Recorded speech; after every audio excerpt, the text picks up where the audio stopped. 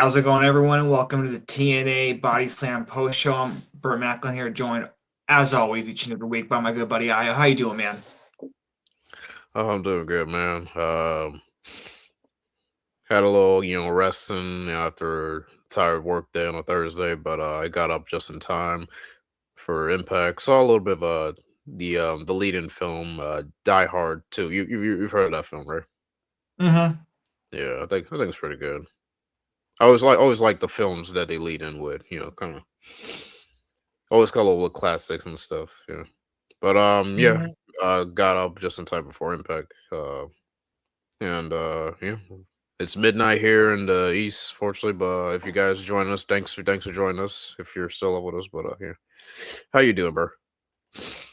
I'm good. I'm glad you brought the time up on your side because it's always what works with somebody might hurt might be a disadvantage for someone else. So like I'm happy in the West Coast of the late start time for Impact. It helps me getting off work then, but Hmm. I know it's 3 hours ahead for you. So, there's disadvantages and advantages. You know what I It's mean? exactly. It's like when you hear people stateside get mad of having to watch a WWE PLE on like Australian time, and then you'll see the Australian fans chime in, letting them know what time they have to stay up to watch Raw every week. You know what I mean? So there's Yeah. give and takes depending on where you're running and what time you start. So yeah, but I'm doing good. I'm doing good.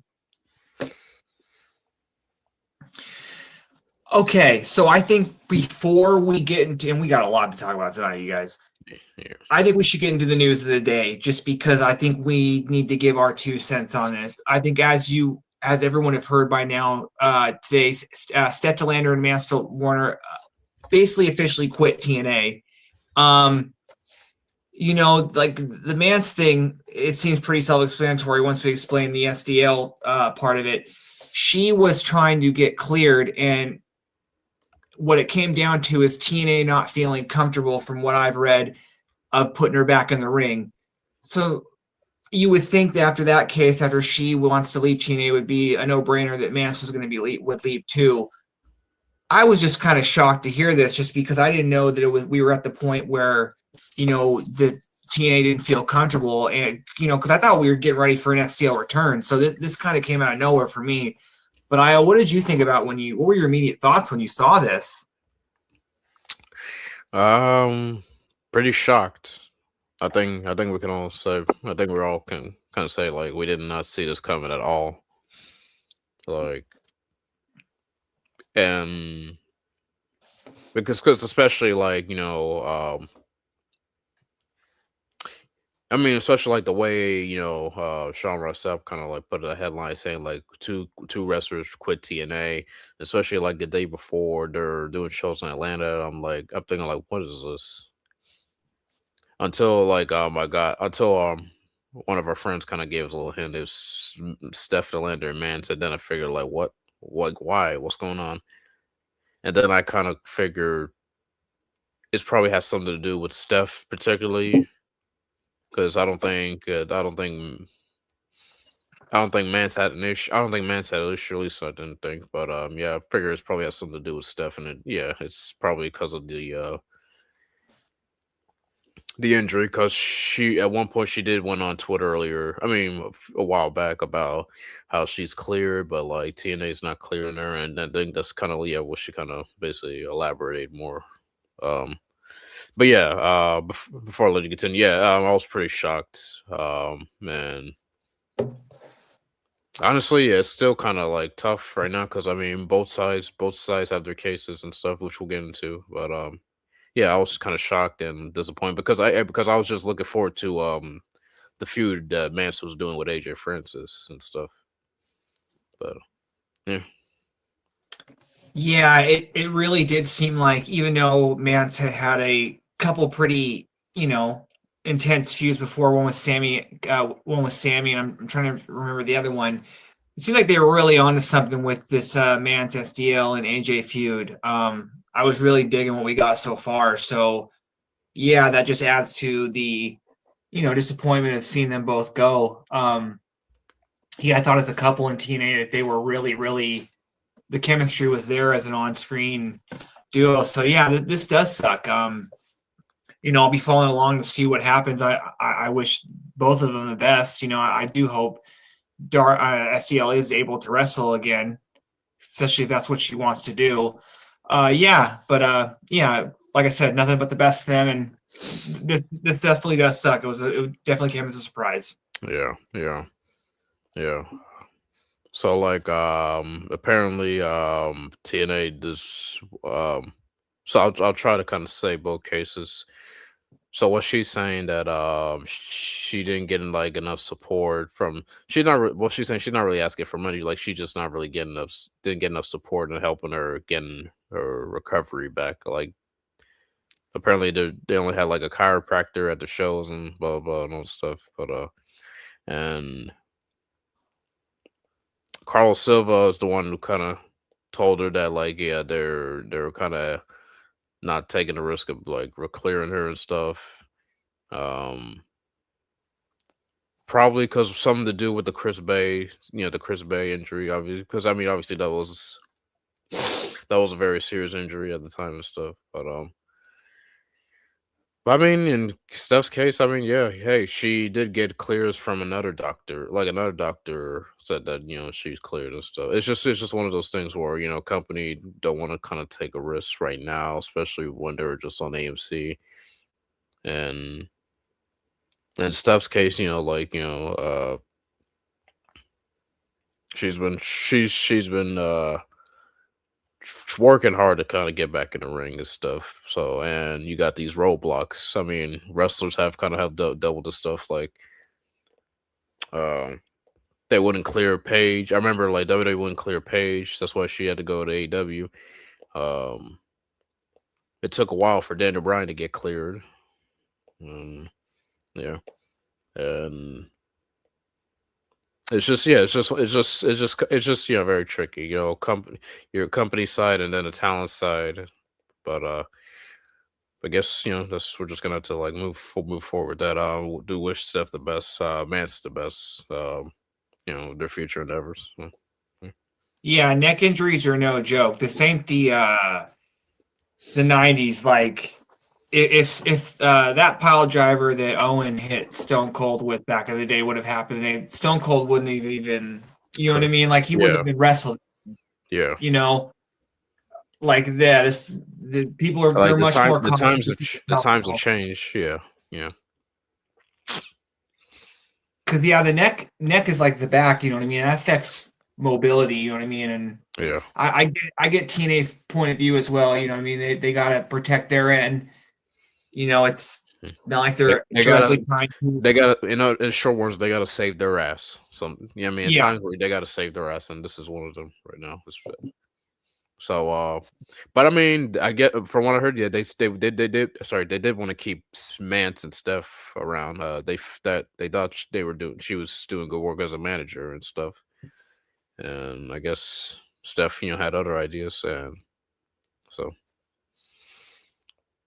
Yeah, it's just again, yeah. I mean, I know people on social media kind of like pointing fingers and blah blah blah, and like guys, it's easy to blame TNA, obviously, but like sometimes you just gotta understand their perspective. That's all I'm gonna say to you. Like, understand their perspective. And I get Steph's case. I guess I get Steph's case too. Like, you've been working hard, you want to get back out there in the ring, and I mean, no one's saying you can't. I mean, it's just not gonna be with TNA at the moment. Yeah. But I mean, hey, who knows? You can get back in there, and maybe who knows, they might catch your attention and then probably see what's up. But like for right now, it is what it is. That's all I can say. Exactly. Like but both you put it best. Both ends are just trying to cover their ass, like you said. Cover their asses. Yeah. Exactly. You know what I mean? There's with stuff with like this, you know what I mean? There's so many legal things at play. So yeah, we just got to kind of like, do what they have to do their due diligence to be careful, basically. But okay, let's move on to, and I'm glad you brought this up in the pre-show IO. And although we did not see this man tonight another big topic today was TNA bringing in a guy by the name of Ricky Souza, and I believe I'm pronouncing that right. I'm not too familiar with him, but I've heard the name. But there was a lot of buzz around this. This is one of the rising talents over in the UK scene. I believe he is a big. I think he's one of the guys. European scene, so yeah, European scene. I believe one of his home turf wrestling promotions he's really big in is WXW. That name should be familiar with a lot of people. I believe that's where Walter's from. Gunther. A lot of people have cut their teeth. Dragunov, Killer Yes. Kelly, and yeah. So, although we didn't see him tonight, I believe that they're bringing him in. I think he was on the Explosion tapings. Just everything you're hearing that this guy was supposed to be in one of the big tournaments over there. He pulled out of that to come to TNA. You have to think, if you're connecting the dots, that has to mean something, right? You were saying that they can't let this guy walk.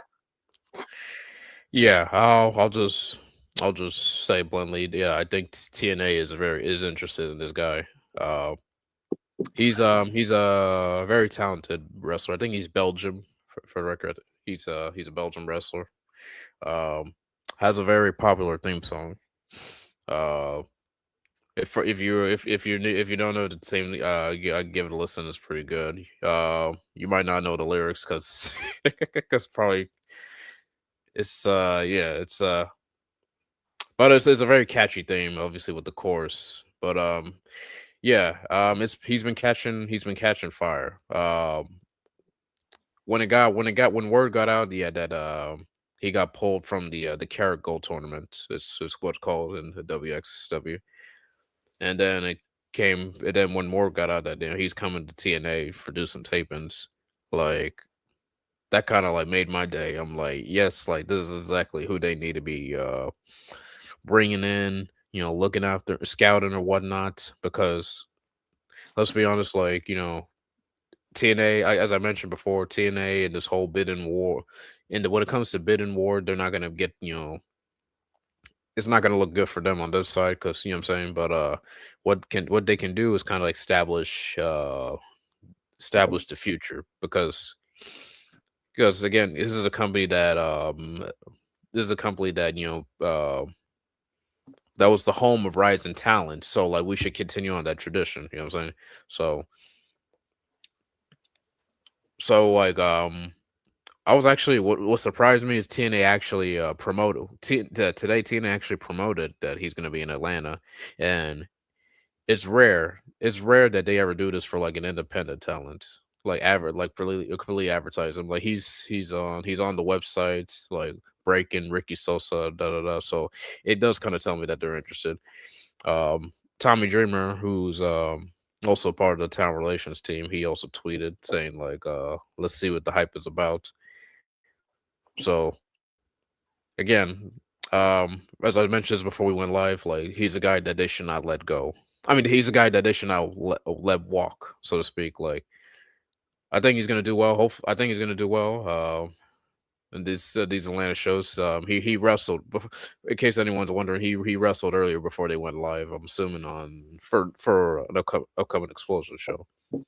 So yeah, that's all I can say to you guys. Fingers crossed it goes well, and hopefully we get more Ricky Sosa in TNA. But yeah, he's. Oh, you're saying? I was just gonna say that's good on them too, like promoting this guy, but that's kind of making Explosion now that he wasn't on it tonight's episode. Explosion's kind of must see now. You know what I mean? Because if you want to check this guy out, you got to kind of go watch Explosion. So no, I just want to say that, but continue, Io. Yeah, it also makes Explosion a must see when the match does come. Hopefully maybe next week. Hopefully next week.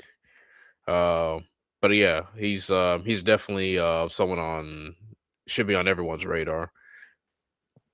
And he's gonna be a part of WrestleMania week. WrestleMania week. Doing some indie bookings, so he's gonna be in Vegas too. So yeah, again, a guy that they shouldn't let walk. Completely agree. Dacia, not yet. We're about to talk that. I kind of know Yeah, you yeah, want to. I want yeah. to hear from you. Thanks for reminding us. That's all. Yeah, yeah.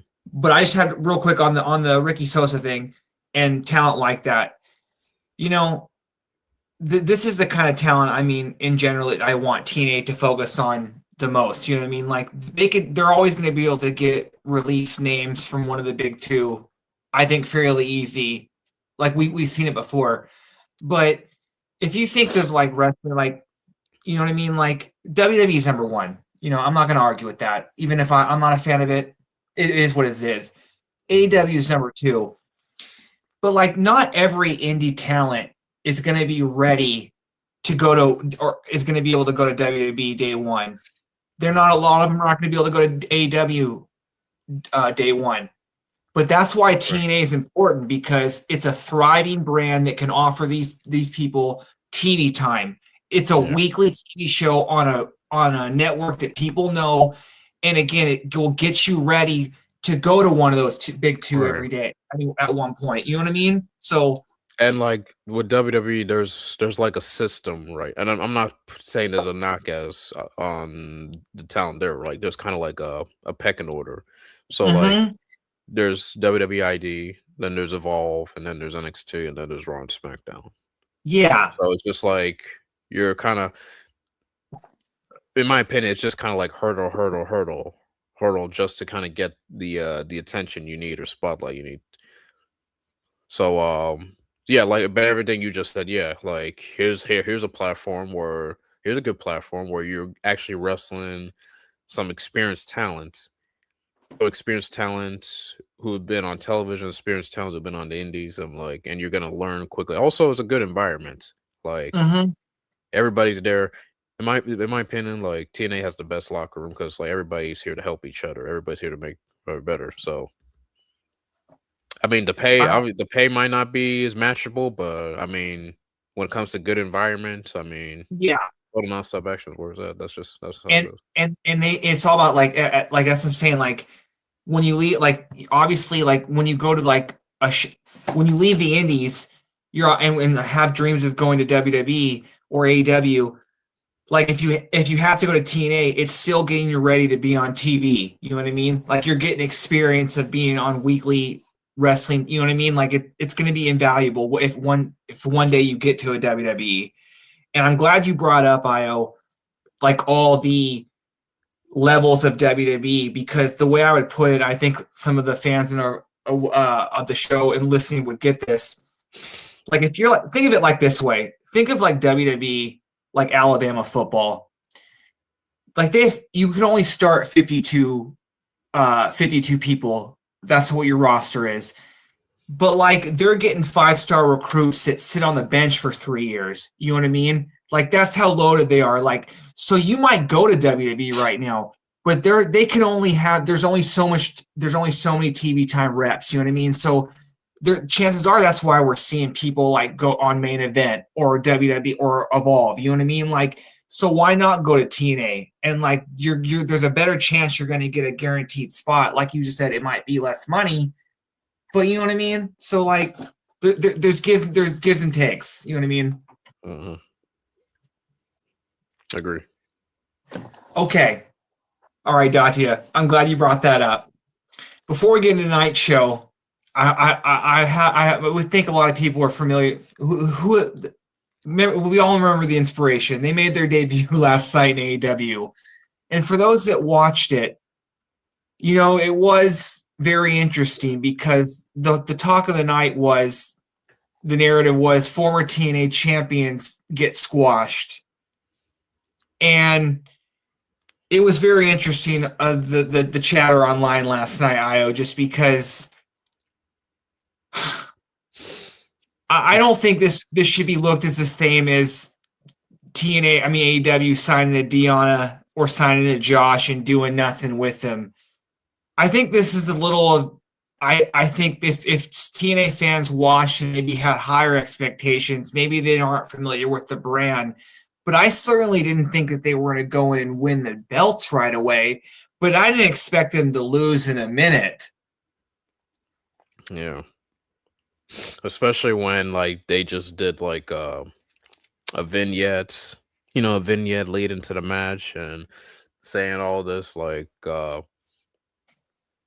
don't have the ball, you don't have the ball, blah blah blah, typical inspiration promo and stuff, and um, but I mean, honestly, man, I mean, I was looking for, I was looking forward to this match. I mean, just to Same. see how, just to see how they do in the new world. I mean, I know the AEW sickos and on the IWC, have been feeling some type of way about them coming over, but oh well.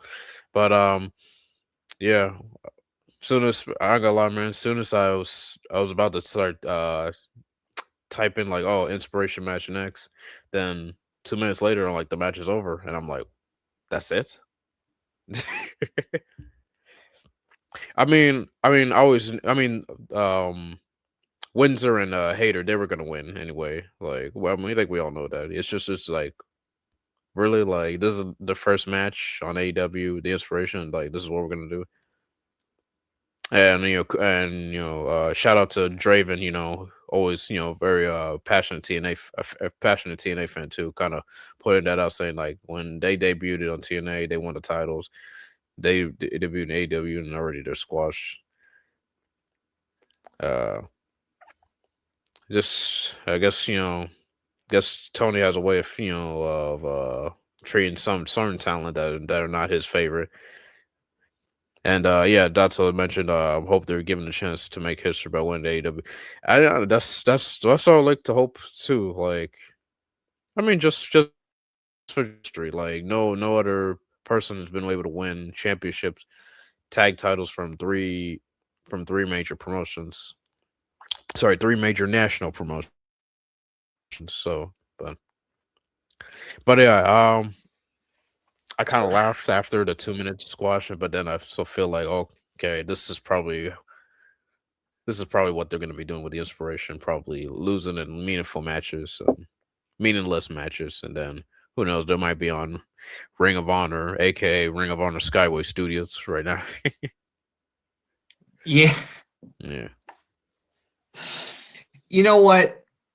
On one hand, yeah, I was like questioning the signing. I was like, I don't see them really. I don't see how they fit AEW. But every company, dude, if you watch wrestling and if they have a tag team division, new tag teams coming in, established tag teams is nothing new. So it was only a matter of time now that AEW has this division that there's going to get established women teams from different promotions coming in. And so, Yeah. and yeah, like the inspiration are more characters than wrestlers. But, Continue. Oh, sorry. I was going to say TNA's had teams like that before in the men's division. So I don't think that, I think that it was overly hated a little too much. You know what I mean? The signing of them. I think it was a little unfair. But what were you saying, Niall? I was going to say Meltzer proclaims the reason that AEW got them because they were in TNA and they had the tag belts. Because I can't find any other reason to point to bringing them in.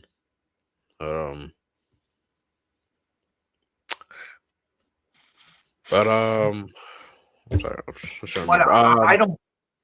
Yeah, continue, sir. Continue. I don't buy into that because I think more. I'm more like kind of thinking in your lane, IO, that I think it's more of the idea that you bring them in, and if they do win the titles, you have the privilege to say that they are the first person to hold the first women team to hold the TNA tag team titles, the AEW tag team titles, and you know what I mean? Like I don't see why.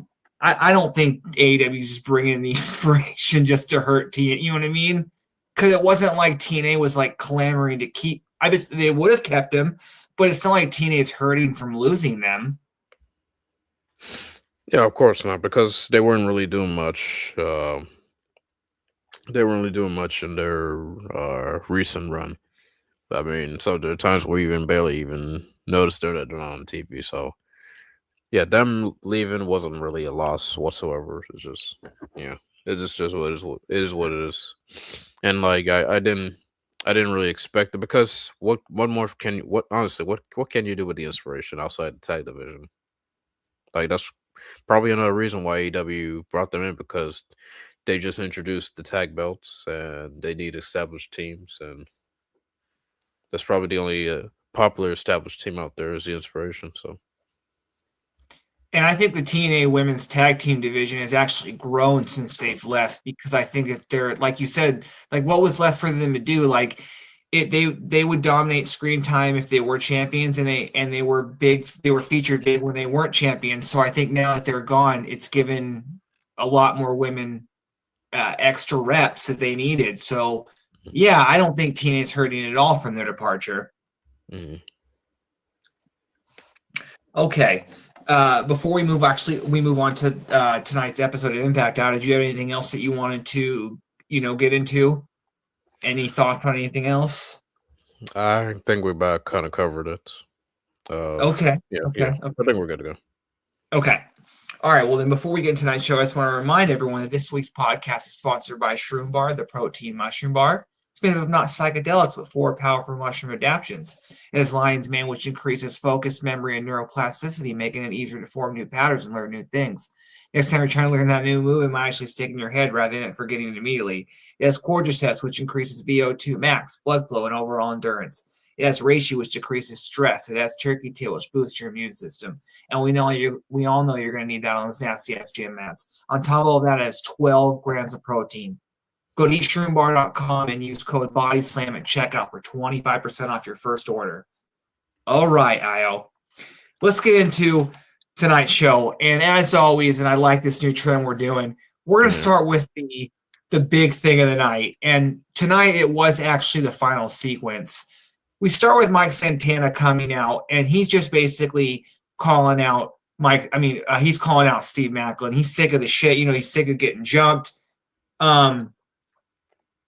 He wants a match. He wants him to be reinstated.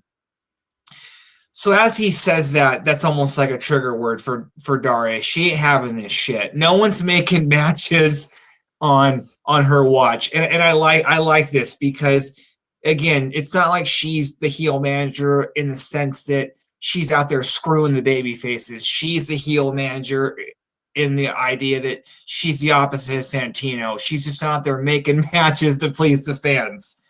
She says that she agrees that like Maclin should be reinstated. Like he represents what TNA stands for. And so not only does she reinstate Steve Maclin, but she does say that if and when that the match happens, it's up to her. Next, we get Santino, who comes out. And this was a little wonky, in my opinion, just because I kind of wanted to not get this match tonight. I wanted to see it built up a little bit. But I think this was predictable. Santino then makes the match official. It's March. I tweeted it out. Do you have the date, Io? When is Sacrifice? March 27th. March 27th in New Orleans. This is I popped for this just because I think that we get a proper build to a match that's got a lot of heat. There's a lot of storyline to sink your teeth into. There's a lot of moving parts. I cannot wait for this one. The only thing that I would say that, again, I would have liked Santino not to get involved in this just because I like the idea of Daria really kind of seizing control. But other than that, I thought that this segment was perfect. Down to Hannafin kind of being like this, kind of pissed off because selling the idea that Maclin was fired, and then they're just kind of giving him this match like after what he did. But I'll let you go. I'm sorry, I just had so much to say, and I'm sorry for rambling. But what were your thoughts on this ending, man? This was a great way to end the show. Yeah. When I noticed that, Santana was closing out. I figured that kind of had to do something to kind of like get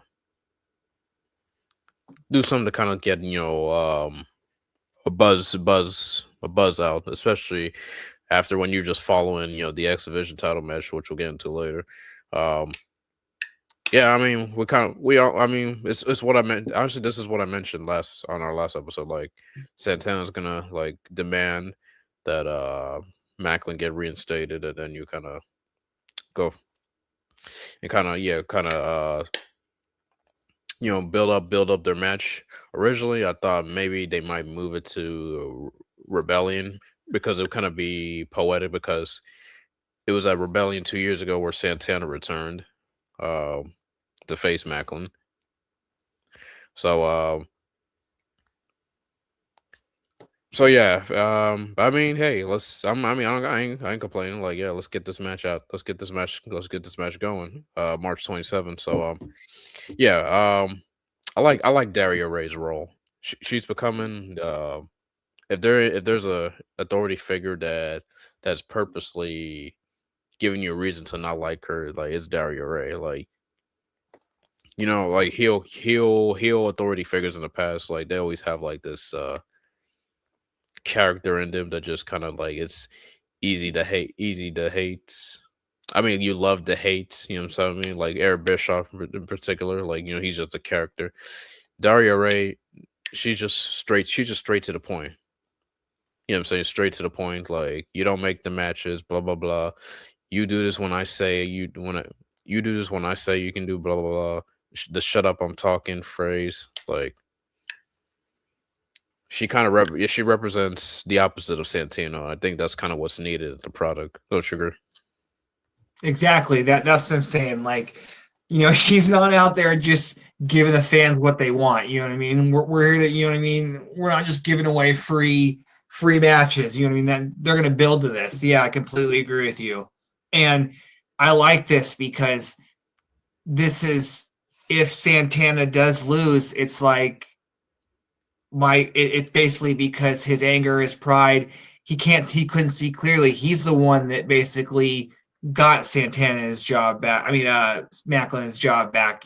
So I think this has been very, very well booked so far, and I think Maclin does end up taking the title off of Santana.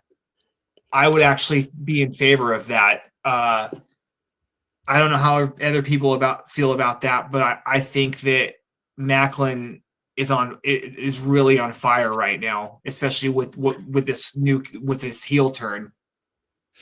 I will say this: it's gonna be a banger. It's gonna be a banger main event if their match at Rebellion. Honestly, it's been, when you really look at it, it's been a long time coming. We've been kind of waiting for them to run it back since Rebellion 2024. But I will say this: expect a banger main event. Two guys, who love each other. Uh, two guys who load each other are willing to kind of like put on a put on a put on not only like an intense rivalry brawling type of fight, but also a good show. You know what I mean? So expect a good one. Come in New Orleans. What I And did like what. Oh, sorry. I was just saying, I expect this match to be booked as two guys. They aren't going to go in there and wrestle each other. They're going to go in there to try to beat the shit out of each other. So, yeah, no, I'm looking forward to this one. What I did like in the end is Hannafin and Ray Walt's reactions towards it. Obviously, Hannafin hasn't been really feeling himself, since last week and stuff, and he did not like this decision at all. Saying like, oh, like this guy got fired, he crossed the line, putting his hands on commentators and now we're rewarding him, blah blah. And like he's basically saying the things like we would say, like, oh, you're just rewarding someone who's just kind of, I mean, Hannafin does have a point. I mean, kayfabe, but kayfabe or not, but he does kind of have a point. But like, hey, it's only going to keep continuing, like, because this guy obviously keeps finding his way in, attacking Santana, putting his hands on a non wrestler, commentators. So from that standpoint, like, hey, like the only way this is going to get settled is just going to beat the heck out, beat the you know what out of him, which Mike plans to do. So, but this segment was all right. I was surprised we didn't get Macklin. I mean, like if he, like, I was a little surprised like we didn't get Macklin tonight. Maybe like kind of invade or live satellite or whatnot. But Yeah, I definitely thought, especially with the way the camera was focused, that they were going to get another attack from Macklin. yeah, I kind of was like, okay, I almost like that he didn't show back up tonight because we have a few weeks to build to this. What is yeah. it, 2? Yeah, So yeah. 3 more weeks. Yeah, so and it's not like that they just started a storyline tonight, you know what I mean? It's already been progressing. So, Yeah. yeah, I'm looking forward to this one, All right. and like you said, Real quick. Oh, you're saying? Yeah. it's gonna be a banger. I agree. I agree. Real quick, shout out to our buddy Eli in the chat saying you guys are killing it with the reviews. Thank you, buddy. We appreciate it. Thank you. Matthew just joined us saying, "Did you guys discuss Steph DeLandre?" Yeah, we did. We did. Yeah, yeah. We went through it a little bit. We basically gave our 2 cents. But yeah. Well, we basically just said, both sides just got to cover their ass. You know what I mean? There's Yeah. nuances. We understand both sides. Both sides. In TNA's point, they're just kind of like covering their ass right now. In Steph's case, like she worked hard to kind of trying to get back to Russell. So it is what it is. That's all we can say. Okay, so now we're gonna circle back and we're gonna start with the opening of the show. We start off with a Knockouts World title match. Before we start the match, we are joined by Tessa Blanchard and the rest of the Diamond Collective, minus Robert Stone. We had Victoria Crawford and Mila Moore out there. I did like this just because I thought it was interesting because not only did you have Tess out there, you had Zaya and Leia on the ramp. Danny was out there. Indy was out there. Just kind of showed you how many people want that Knockouts title and how many people have their eyes on it. We had Jody Threat taking on the TNA Knockouts Championship, Ariana Grace accompanied by Stax. Let me just say real quick, I'm not saying I want Ariana to hold the title long, but I could see Ariana, if she had a long run, we would look back at her title run and say, you know what, there were some elements that is the same thing of Trick's run in the terms of that Trick got better working in TNA, and I think at the very least Ariana is getting better. Maybe it's incrementally. She's getting better working in TNA. I thought this was a good match. It doesn't hurt that Jody, was the ring general out there. I said every roster needs a Jody. Ariana was able to get the win with a little bit of she was working the ribs all night, the injured ribs of Jody, so I really did like that. But this match was fine. You know what I mean? Fine way to open the show. I didn't expect Jody to win, so Same going in, but I was kind of hoping. I was hoping otherwise. Especially if you're gonna have it. I mean, especially if you're gonna have this open the live show. You know what I'm saying? Like, but yeah, at least that came into factor. Her ribs were taped. The moment Tessa Blanchard and the others her buddies appeared, I figured Jody ain't winning. But yeah, it was good. They showed the contenders around ringside and the ramp, kind of like shows how stacked our division really is. Kind of very knockout showcase tonight when you really think of it, and just shows that contendership is very piling up. I'm curious like how they're gonna handle that. But yeah, it was a good show. It was a good showing for Jody. Ariana, you mentioned, she's decent, but like at the same time, like she's not really being featured much on NXT. So like, why should I really care? And that's not a knock on her. It's just like, why should I really care about this talent when NXT doesn't really kind of showcase her more? Like she's doing right now, she's just a part of this Birthright group on NXT that not really getting enough screen time well, I mean, they are, but they're just chatting for like a minute, and that's about it. But it just kind of noisy personally because like from a TNA fan standpoint, like just like why do we have to take a back seat to this thing going on in NXT? Like, just give us our belt back and like going on with your business. But I guess for whatever reason, I guess we're just gonna have to continue it. But yeah, I'm glad. Yeah, I'm glad. At least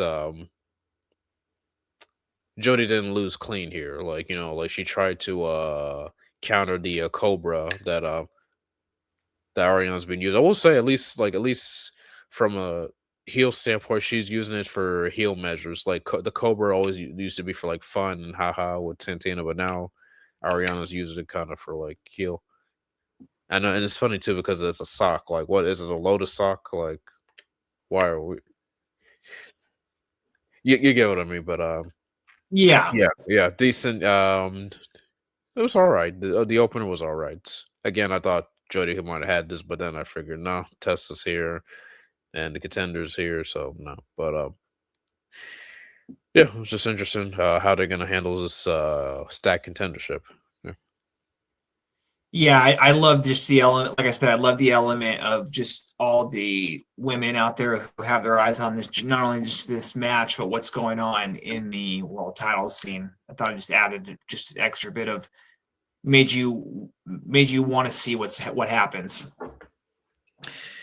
Okay, next we're going to move on to just a quick. We just had Tom and Hannafin kind of just talking about what Maclin did last week, and I always just love when the heel commentator is even discussing with the heel. It just kind of, and Ray Walt was even saying that Maclin needs to get his ass kicked or something along the lines of that. I don't know. I just thought they're really going above and beyond to just sell Maclin as this diabolical heel, who's out of line. Then we had Gia Miller, who just spoke to Nick Nemeth, and I really like this promo. He's just kind of talking about how he'd be the most un-X Division guy to win the X Division title if he was to win tonight. The audio was a little wonky here, but I heard enough of what he said. This was a good promo. I forget what Ryan, and then Ryan, after Nick walked off, just kind of was disrespectful to Gia. Just Ryan being a brat as always. This was fine. Yeah, this was thankfully the production issue didn't affect that. I was able to hear what they were saying too, but yeah, Nick is too funny. Next, we're going to get the personal concierge coming out, and he's selling. He says Ash is not there for mental health reasons. He's really selling the idea that she got called a mark last week. She's not sitting well with him. She's pissed. Yeah, she's letting you fans know it. You blew at Atlanta. You didn't get to see Miss the Queen herself tonight. And on one hand, I'm not upset about it because, man, oh man, do we get a great promo from Em out there. I thought she really carried her own and kind of stole this segment. You had Em and Heather running down the fans. I don't know why, but Mama June was in the audience. If I sound like I'm surprised because I haven't heard that name in forever. That was a little weird one. But then we did get the surprise return of a Knockouts legend in ODB, and the crowd popped for this, and I popped as well. I love ODB. This was fun. She basically just threw some food on. She armed the cast of Mama June with some sort of concoction. They poured it on the Elegance brand, and they really sold this. They could not get up. They just were slipping. This was awesome. Yeah. Ash has really rubbed on these two. Well, like they can even carry themselves without her presence. Like, yeah, credit to them. Yeah, great to see ODB, another Knockouts legend. I got a feeling like this. I got a feeling like she might be sticking around because of this whole feud between Ash and Mickey and Ash and Soul Knockouts legends, which Mickey and ODB and two of them. So yeah, I mean, knowing the Elegance brand, they're not gonna let this laying down, getting embarrassed with all that food all over them. So, but I'm just excited. Like, it's a good night for the knockouts, especially past, present, and the future. I agree. I now I'm starting to like this a little bit because if they're just going to incorporate, you know, a lot more than the women that had been mentioned, like if they start bringing back like the ODBs and names like that, I'm really more likely to be interested in that. So yeah, I hope this continues. Okay, next we're going to move on to the tag team number one contenders match with the System, Bear Bronson and Brian Myers taking on the Righteous, BD, and Rich Swann and Sinner Insane. I'll start with you with this one, Io. I'll just say that I think that every team that I wanted to see shine in this did, and I'm mostly talking about Sinner and Saint and Myers and Bronson. I mean, Swann and BD. But yeah, I'll let you start. What'd you think of this one? I thought this was very fun. Yeah, this was a very good.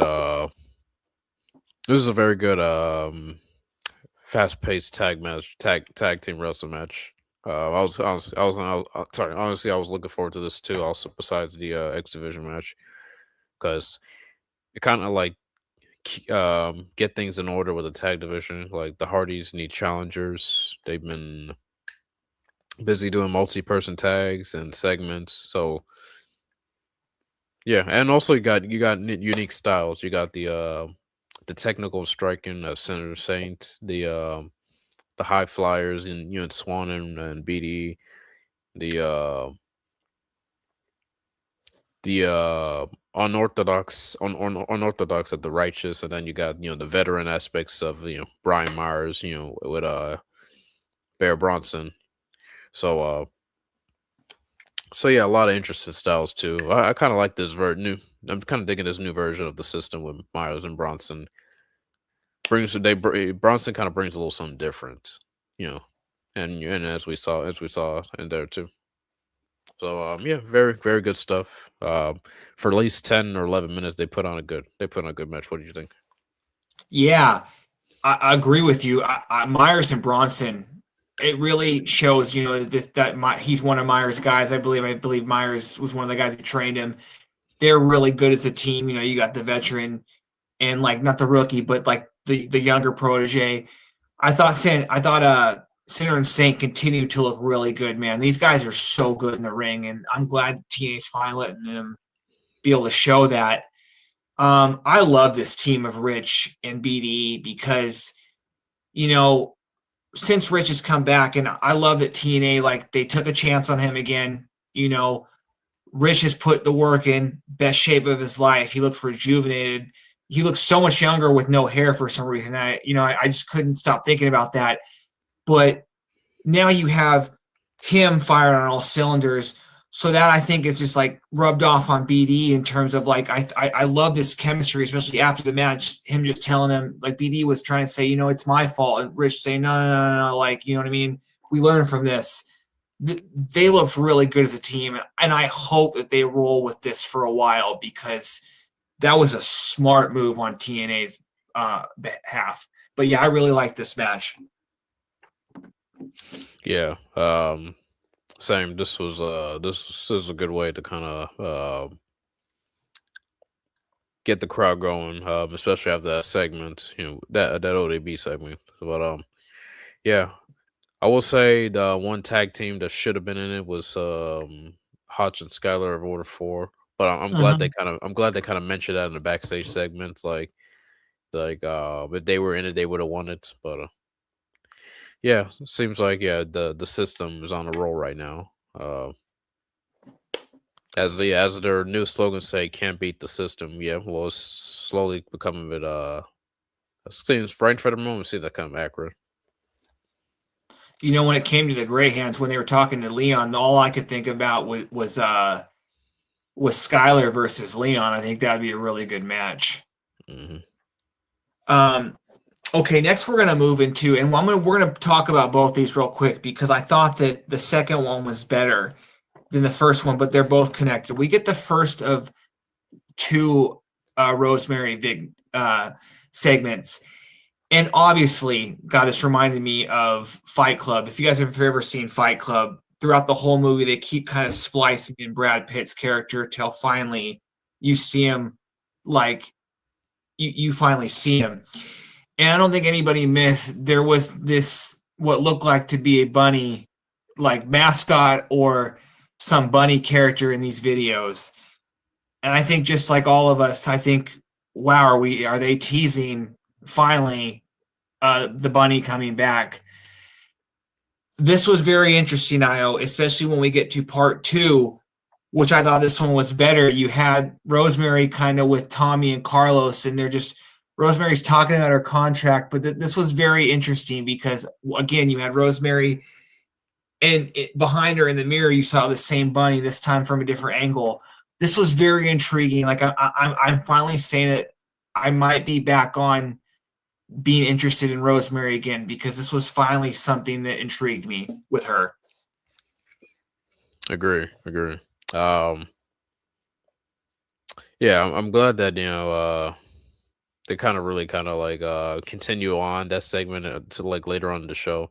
Yeah, it seems like Rosemary, in her mind, she's trying to make things right before it's too late, so to speak. Like, I think because oh yeah, well, first off, shout out to her for becoming the first knockout of having a decade tenure. She's been here since 2016.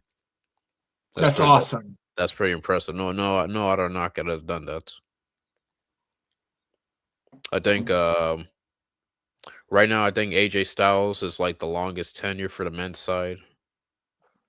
Uh, you're a cross Oh yeah, between yeah. it's a cross between him and Eric. Actually, that's a good question. I think James Storm. Who knows? It doesn't matter. Like, we have got a lot of guys who have been here for over a decade and stuff. Rosemary on the knockout side, like nobody can take that away from her. So she deserves a spot and or something to be doing. So glad that she made her AMC debut here. So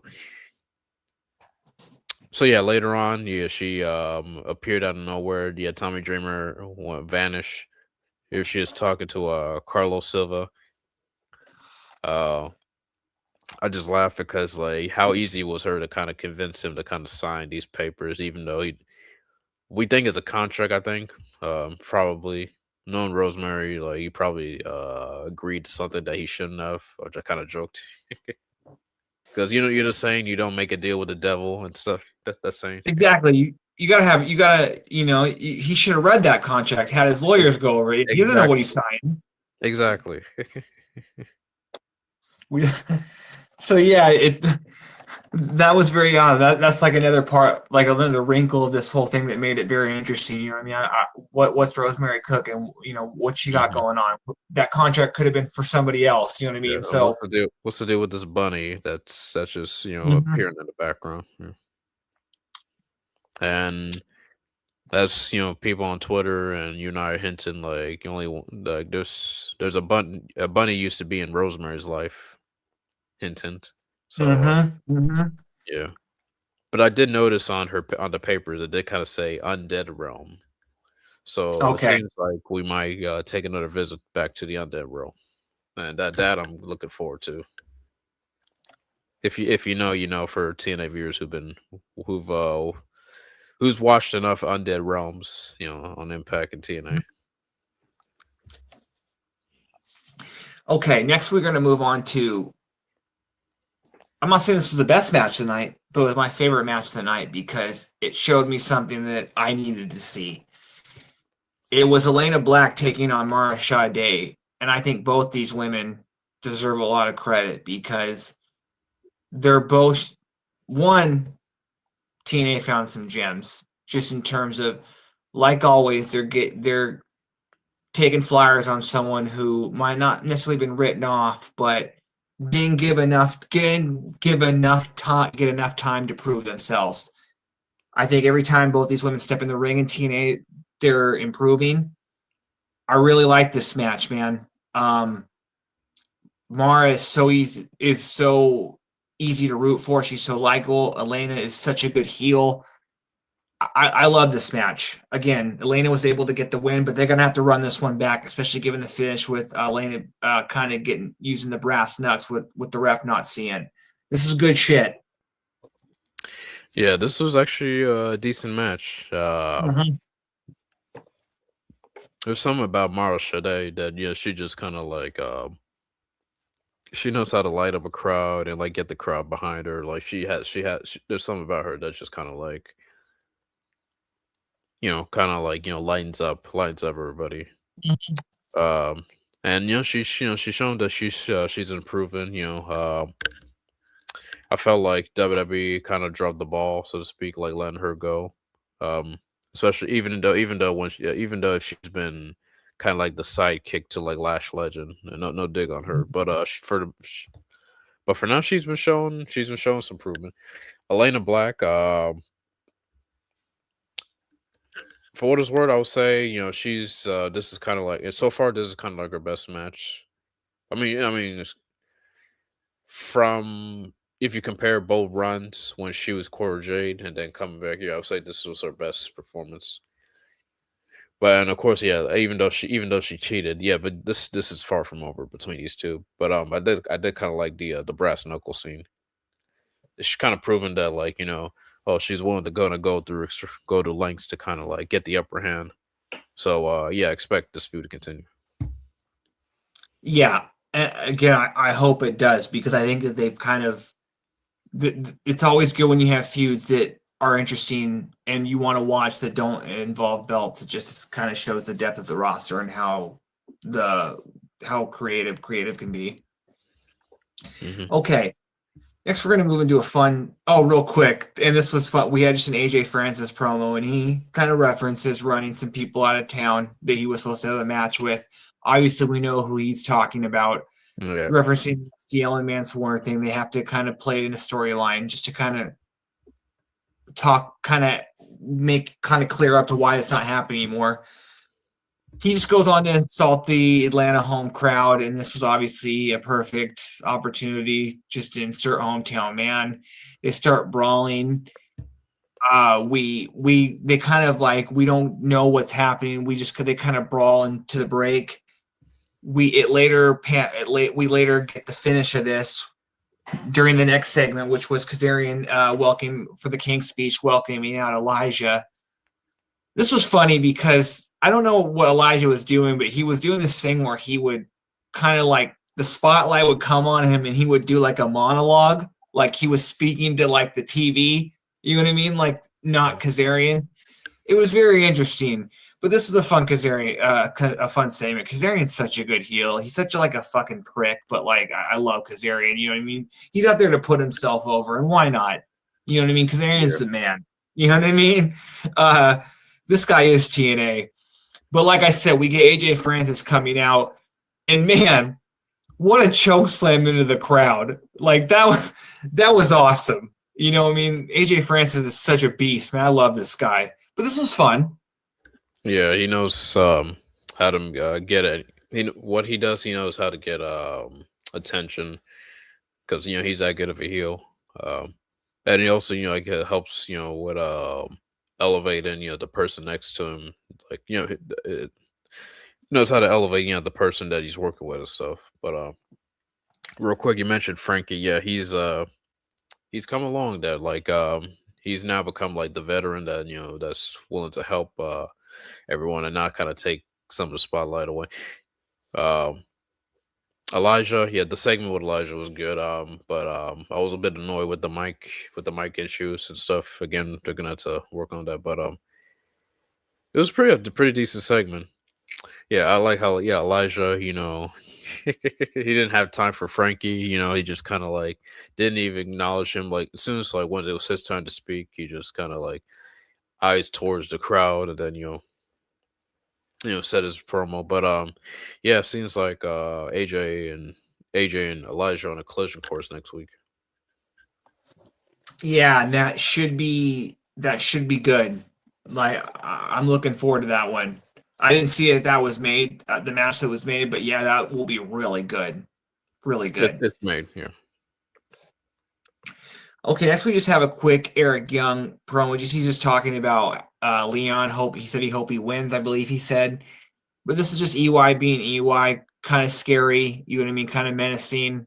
Not so much about the cleanse this week, but I like it how now we just kind of, it seems like that they're finally getting some traction with this to where it's going to culminate with, I don't know if he wins the X Division title, but I think we'll see something during that match when we get it. But this was fine. You know, I mean, just EY being EY. Mm-hmm. This leads us to the X Division title match, which was our main event of the night. It was Leon Slater taking on Nick Nemeth. Let me just say this. This was a good match for the sense that you had a guy who is already wise beyond his years in Leon Slater. The guy's only 21, but he's already so good. And then you versus Nick Nemeth, the guy who has been in this business a long time. The guy's a pro's pro. He knows what to do. You know what I mean? He knows, he picks his spots. He knows how. And you heard the commentary all night, like just really putting him over. And I thought it was also really funny when Mackenzie Mitchell announced Ryan Nemeth as Nick's younger brother. I thought that was very, very funny. And Bray Walt like kind of getting a little upset about it. But yeah, this was a really good match. I could have done without TNA hammering home again that Leon hasn't defended the title in 4 months. I need to hear that again. Yeah. But this is a really good match. I'm glad we didn't get a cash in. I'm glad Eric just kind of attacked him. But this was a really good match, man. Leon is so crisp. He's so smooth. And like I said, Nick's a pro's pro. You know what I mean? So yeah, which is fine. This is really good. And if anyone had their thoughts of like Nick competing for the X Division title, well, hey, the no limits and the no limits era, you know, it's living proof for like what the division is capable of, always been.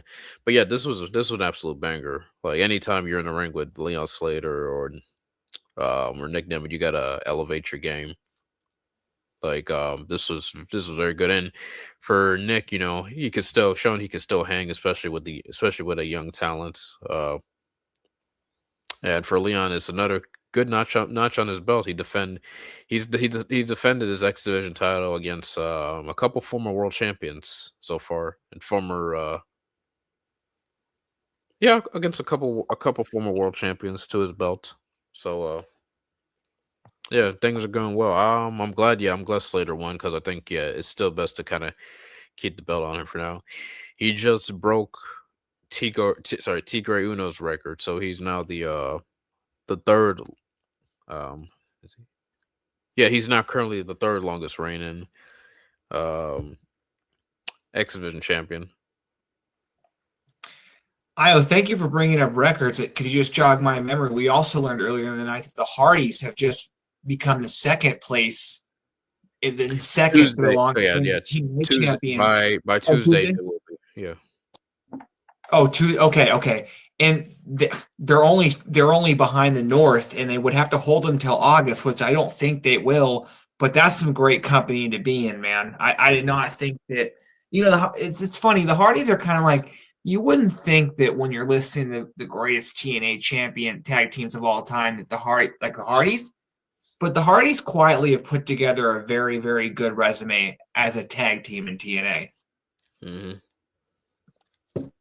They sure do. Like, both guys, they have a very rich history in TNA than they do in WWE, in my opinion. Yeah, you know, there are times when I look to TNA and think, yeah, the Hardys have been much more appreciated in TNA than they were. I know they're beloved in WWE, but I think they were treated more as top guys in TNA than they were in WWE. Okay. Well, that about wraps up our tonight show. I think tonight, again, I'm not saying it was the best show. You know, there were some hiccups, but I think this was another solid performance from TNA. I don't expect a drop off in the ratings next week. I expect it to be, you know, that steady number, which we've been getting, which is way better than what they were having on Access. It just goes to show you that they just need the bigger platform and the numbers will come. This was a they've done a good job steadying their audience so far, I think. And what's important, like AMC is happy too. So that's all exactly, that right now, that's all that matters for TNA, making AMC happy so we can continue having a nice platform for years to exactly. come. Because like the world right now is, especially in the media world, is kind of like very monopolizing. Obviously you heard about the Paramount News and Yeah, whatnot. And we got wrestling fans be asking what's going to happen with AEW and all that nonsense and stuff. But at least in TNA side, they're pleasing their own fellow partners right now. So I think that's kind of what matters. So, yep. but decent episode tonight. I could not agree more with you, and I thought that again, it was another show that it just kind of shows you the consistency now that they've been on. Now that they've established their what they want to do, and yet again, I expect another solid number because that's just in line with the product that they're giving us. Real With quick, that, sorry, real yeah, quick. Matthew mentioned Austin Aries currently has the longest title reign at 301 days. I think it's possible Leon may break that record because his whole thing is like the history maker, record breaker, and stuff. Like he's already the youngest champion. Um, I don't see no reason for him to break Austin Aries' record, and not knock at him. It's just kind of feel like having longest reign would be nice and fitting for Leon. So like he's kind of like so that his name is like forever within that X Division title, no matter how many years go by. But yeah, just stop putting it out that yeah, he should probably break the longest reign. yeah, and that record has been set for a while. I think Austin got that in his 2010, 2011 Yeah. reign. So like it's been almost 15, if not 15 years. So Hmm. yeah, like I don't have a problem, and I think I agree with you. I think Leon should break it. Hmm. That exactly. I'm with you on that one. I 100. Okay, well, I want to thank everyone for joining us this week. Obviously, I want to thank Kyle for joining me each and every week. I love talking TNA with him. Make sure you guys all like and subscribe this video. Make sure you guys like and subscribe to Body Slam, Body Slam, so you get notified of whenever we go live or whenever the many, many, many great people on there go live. A lot of good stuff happening over there. You want to check it out. And with that being said, we'll see you all next week and have a great night. Yes.